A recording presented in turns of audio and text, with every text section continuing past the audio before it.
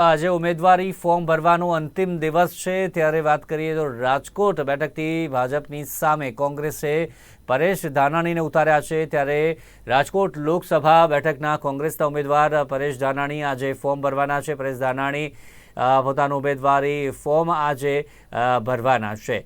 તો જે પ્રકારે વાત કરી ફોર્મ ભરતા પહેલાં એક જનસભા કે તેમને પણ સંબોધન કરવાના છે। આ સમગ્ર માહિતી અર્થે અમારા સંવાદદાતા શુભમ ભટ્ટ લાઈવ જોડાઈ ગયા છે। જી શુભમ, આજે પરેશ ધાનાણી ફોર્મ ભરવાના છે, ખાસ રાજકોટની ચર્ચિત બેઠક પરથી ફોર્મ ભરશે।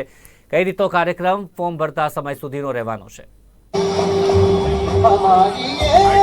ચોક્કસ રાજકોટ લોકસભામાં કોંગ્રેસના ઉમેદવાર તરીકે પરેશ ધાનાણી છે તે પોતાનું ઉમેદવારી છે તે નોંધાવવા જઈ રહ્યા છે। આજે 12 અને 31 મિનિટ એટલે કે વિજય મુહૂર્તની અંદર પરેશ ધાનાણી છે તે પોતાની ઉમેદવારી નોંધાવશે। ઉમેદવારી પહેલાં રાજકોટના બહુમાળી ચોક ખાતે છે તે જનસભા છે તેને સંબોધન છે તે કરવા જઈ રહ્યા છે ને તેમની અંદર કોંગ્રેસના પ્રદેશ અધ્યક્ષ પણ અહીં છે તે ઉપસ્થિત રહેવાના છે। મહત્વનું છે કે કાર્યક્રમ પૂર્વે તેમણે રાજકોટના વિશ્વકર્મા માતાજીના મંદિર ખાતે પણ દર્શન કર્યા હતા અને ત્યારથી તેઓ કબા ગાંધી એટલે કે ગાંધીજી સાથે સંકળાયેલી જે જગ્યા છે ત્યાં જઈ અને તેમણે આજે છે તે દર્શન કર્યા હતા। હાલ કાર્યકર્તાઓ છે તે મોટા પ્રમાણમાં છે તે અહીં ઉપસ્થિત થઈ રહ્યા છે। ખાસ કરીને સૌપ્રથમ જે કહી શકાય કે શક્તિસિંહ ગોહિલ છે તેની જનસભા છે તે યોજાવા જઈ રહી છે ને જનસભા બાદ જે છે તે પરેશ ધાનાણી છે તે પોતાના સમર્થકો સાથે કલેક્ટર ઓફિસ ખાતે છે તે ઉમેદવારી છે તે ભરવા જઈ જશે। ખાસ કરીને જે રીતના દ્રશ્યો બતાવી રહ્યા છે કે જે કહી શકાય કે કોંગ્રેસના આગેવાનો છે કે કાર્યકર્તાઓ છે તે ધીમે ધીમે છે તે અહીં ઉપસ્થિત થઈ રહ્યા છે। અનેક આગેવાનો કહી શકાય કે તે છે ખાસ કરીને જે અગાઉ પણ જે છે તે જે કહી શકાય કે ઉમેદવારીને પૂર્વે પણ છે તે જે રીતના વાત કરવામાં આવે તો ઉમેદવારી પહેલાં વિવિધ ક્ષત્રિય આગેવાનો પણ છે તે જે છે તે જોડાવા જઈ રહ્યા છે। આપણી સાથે કોંગ્રેસના કહી શકાય પરેશભાઈ ઉમેદવારી નોંધાવી રહ્યા છે। ખાસ કરીને ક્ષત્રિય સમાજે સમર્થન જાહેર કર્યું છે। પરેશભાઈને શું કહેશો? આજે ઘણા ક્ષત્રિય સમાજમાંથી ઘણા ભાઈઓ બહેનો આવવાના છે। પરેશભાઈ ફોર્મ ભરવા આજની તકે જઈ રહે છે ત્યારે ક્ષત્રિય સમાજની બહેનો આજે અમને અમર રાખડી બાંધશે અને આશીષ વચન આપશે કે આપ ખૂબ સારા મતથી વિજય ભવો। ખાસ કરીને જે રીતની વિરોધની વાત હતી, આ વિરોધની વચ્ચે પણ ક્ષત્રિય આશાપુરા મંદિરે મળ્યા ત્યારે બહેનોની આંખોમાં આંસુ આવી ગયા હતા, શું કહેશો? કારણ કે આજ એ સમાજ છે કે જેમને બીજેપીને ખંભે લઈને ચાલ્યો તો હિન્દુત્વની રક્ષા કરવા માટે, હિન્દુત્વ જાળવી રાખવા માટે, પણ એ જ સમાજની બહેનોને આજે માતાઓ બહેનોને રોડ ઉપર આવવું પડે, આટલા દિવસ સતત સંઘર્ષ કરવા છતાં પણ જો આ પક્ષ એમને સાંભળતો ન હોય તો સ્વાભાવિક છે કે જે ઇતિહાસમાં આટલા વર્ષોમાં નથી બન્યું એ આ પક્ષના લીધે હવે બન્યું છે કે અમારી માતા બહેનો રોડ ઉપર આવી કે જે સમાજ હંમેશા આપતા શીખ્યો છે। આજ એને એક વસ્તુની માંગણી માટે જો રોડ ઉપર આવવું પડે તો એ ખૂબ દુઃખજનક કહેવાય। એના હિસાબે અમારી બહેનો ભાવુક થઈ ગયા હતા કે અમારું તમે આટલું પણ માન અને અમારું સ્વાભિમાન ન જાળવ્યું। ચોક્કસ સૌ કહી શકાય કે પરેશ ધાનાણી છે તે ઉમેદવારી નોંધાવે તે પૂર્વે રાજકોટના જે છે તે કહી શકાય કે બહુમાળી ચોક ખાતે છે તે પોતાની જનસભા સંબોધશે। આપણી સાથે શહેર ભાજપ પ્રમુખ અતુલભાઈ છે। શું અતુલભાઈ, પરેશભાઈ આજે સભા સંબોધન છે, કહી શકાય કે જનમેદની છે તે ઉમટવાની છે, શું કહેશો? પરેશભાઈ ધાનાણી આજે 12 ને 30 વાગે ફોર્મ ભરી રહ્યા છે ત્યારે હજારોની સંખ્યામાં લોકો ઉપસ્થિત રહેશે। પરેશભાઈ ધાનાણીની રાજકોટમાં જીત નિશ્ચિત છે, પાટીદાર આગેવાન છે, લોકોને પણ કાર્ય પદ્ધતિ એને ખબર છે, લોકો પણ જાણે છે, એટલે પરેશભાઈની જીત નિશ્ચિત છે। ચોક્કસ જે રીતની વાત કરીએ તો કોંગ્રેસના દિગ્ગજ નેતા કહી શકાય કે અને પ્રદેશના નેતા હેમાંગભાઈ આપણી સાથે છે। હેમાંગભાઈ, ઉમેદવારી પરેશભાઈ નોંધાવી રહ્યા છે, ક્યાંક ને ક્યાંક કહી શકાય કે વિરોધ પક્ષ નબળું પડ્યું છે, આની વચ્ચે રાજકોટમાં શક્તિ પ્રદર્શન છે તે થોડીક સમયમાં યોજાશે, શું કહેશો? આજથી શક્તિ ઉપાસના શરૂ થાય છે કોંગ્રેસની, જે આવતા દિવસોમાં વધતી જવાની છે। પ્રજાનો મૂડ શું છે એ દુનિયા જોવાની છે। રાજકોટ ઇતિહાસ બનાવવા ટેવાયેલું છે અને જે પોષતું એ મારતું એ જે કલાપીની ઉક્તિ છે એ રાજકોટમાં સાબિત થવાની છે। ખાસ કરીને જે રીતના વિરોધની વચ્ચે પરસોત્તમ રૂપાલાએ જનસભા યોજી હતી, બીજી તરફ પરેશભાઈ છે તે મેદાને આવે છે, શક્તિસિંહ પણ આજે રાજકોટ આવી રહ્યા છે, શું કહેશો? નહીં, આજે બધા નેતા આવે છે।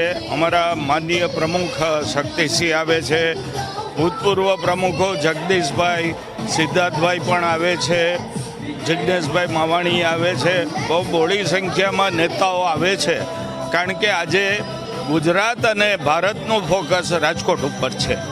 ચોક્કસ જે રીતની વાત કરવામાં આવે તો શક્તિસિંહ પણ અહીં જે છે તે સભાની અંદર ઉપસ્થિત રહેવા જઈ રહ્યા છે. સભા છે થોડીક ક્ષણની અંદર જે છે તે શરૂ થશે. જે રીતના કોંગ્રેસના આગેવાનો છે, મહેશ રાજપૂત હોય, હેમાંગ વસાવડા હોય કે પછી મહિલા આગેવાનો હોય, આ તમામ લોકો છે તે અહીં છે તે ઉપસ્થિત થઈ રહ્યા છે. કહી શકાય કે રાજકોટ પરેશ ધાનાણીએ છે તે ઉમેદવારી નોંધાવી તે પહેલાં વિશ્વકર્મા માતાજીના મંદિર દર્શન પણ છે તે કર્યા. આપણી સાથે મહેશભાઈ છે.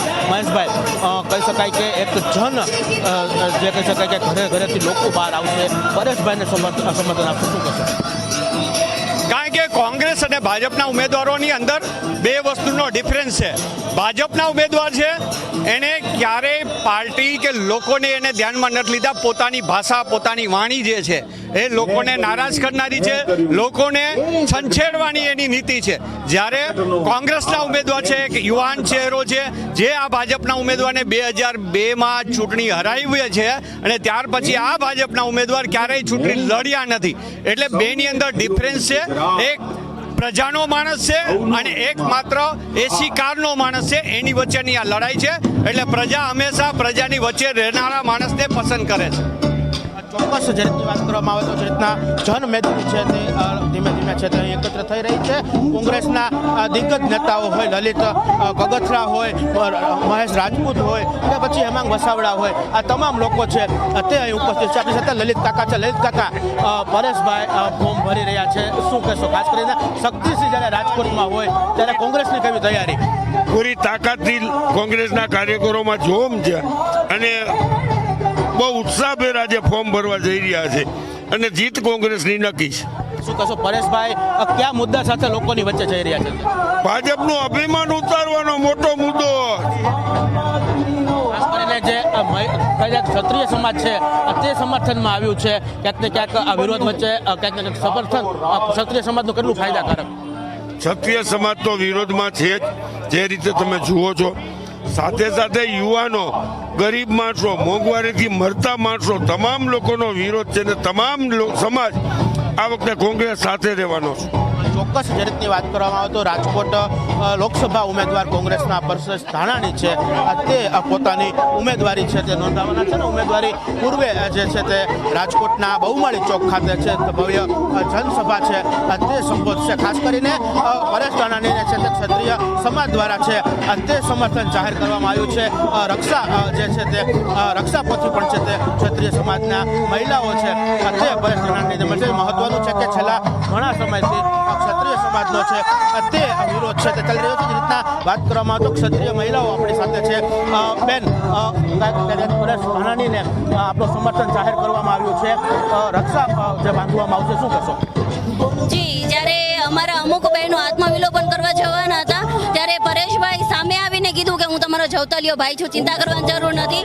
તો આજે અમે ક્ષત્રિય સમાજની બહેનો જેમને પાઘડી પહેરાવીને રાખડી બાંધીને એમને સન્માન કરીશું અને એમને રિક્વેસ્ટ કરીશું કે અમારી આ ન્યાયની લડતમાં અમને સાથ આપે. જે રીતની વાત કરવામાં આવે તો પરેશ ધાનાણી છે તેને પણ હવે કોંગ્રેસની મહિલા આગેવાનો અને મહિલા કાર્યકર્તાઓ દ્વારા છે તે સમર્થન જાહેર કરવામાં આવ્યું છે. ને મહત્વનું એ છે કે આજે વિજય મુહૂર્તમાં એટલે કે 12:31 છે તે પરેશ ધાનાણી પોતાની ઉમેદવારી છે તે નોંધાવવા જઈ રહ્યા છે. ઉમેદવારી વખતે પ્રદેશ અધ્યક્ષ શક્તિસિંહ ગોહિલ પણ તેમની સાથે ઉપસ્થિત રહેશે. કેમેરામેન કેતન લખતરિયા સાથે શુભમ ભટ્ટ, નિર્માણ ન્યૂઝ, રાજકોટ. તો જે પ્રકારે વાત કરીએ આપણે અત્યારે રાજકોટથી પરસોત્તમ રૂપાલાની સામે જે પરેશ ધાનાણી આજે ફોર્મ ભરવા જઈ રહ્યા છે. ખાસ કોંગ્રેસે તેમને આ વખતે મેદાને ઉતાર્યા છે અને હાલ તો ક્ષત્રિય સમાજની ઘણી બહેનો દ્વારા પણ સમર્થન તેમને જાહેર કરવામાં આવ્યું છે. એટલે કે એક સારી એવી ટક્કર આ બેઠક પરથી આ વખતે જોવા મળવાની છે. આગળ સમાચારમાં આપણે વાત કરીએ તો સુરતથી આપણે વાત કરીએ. જે પ્રકારે વાત કરી કે CR પાટીલ આજે ફોર્મ ભરવાના છે. નવસારી લોકસભા બેઠક પરથી જે ફોર્મ